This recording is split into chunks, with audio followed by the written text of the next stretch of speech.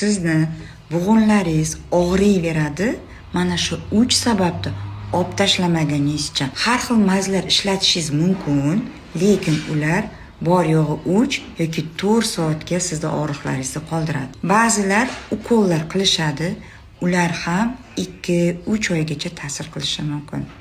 Operatsiyalar to'g'ri bug'un almashtirishlar, lekin ular asosiy bug'unlarning yemirilishiga olib kelgan sababni yo'qotmaydi. Birinchi o'rinda bug'unlarni yemirilishiga olib keladigani bu shakar va u qo'shilgan mahsulotlar va albatta gazli ichimliklar.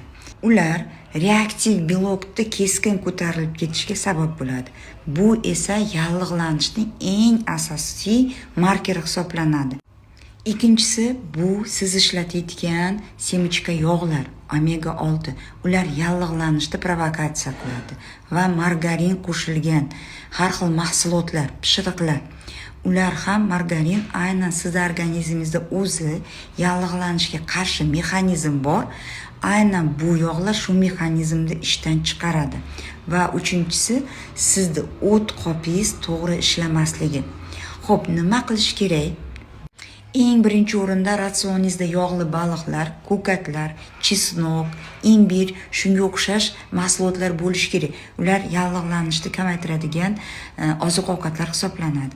Ikkinchisi bu suyakli sho'rvalar, kollagenni hisobida bo'ladi. Yoki siz haqiqatan ham sifatli kollagenlarni ishlatishingiz kerak. Mana shu kabi kollagenlar bular sifatli. Ya'ni bizda xondrotsit to'qimalarimizni shakllanishiga, xiryash to'qimalarining tiklanishiga asosiy stroy material hisoblanadi. Va uchinchisi siz o't qopingizni ishini to'g'irlashingiz kerak. Ya'ni o't qopini ishlashi nima uchun buzilgan sababini bartaraf qilishingiz kerak. O't juda ham muhim organ. Chunki u noto'g'ri ishlasa, sizga kerakli bo'lgan yog'lar, kerakli bo'lgan vitaminlar parchalanmaydi va albatta o'sha sizni smaskangiz bo'ladigan xiryashlarni yog'lab turuvchi smaskasi bo'lmaydi. Agar sizga bug'unlarni tiklash qiziq bo'lsa, tiklash so'zini yozing. Biz sizga individual yechimlar beramiz va bepul checklist tashab beramiz. Sog' bo'linglar.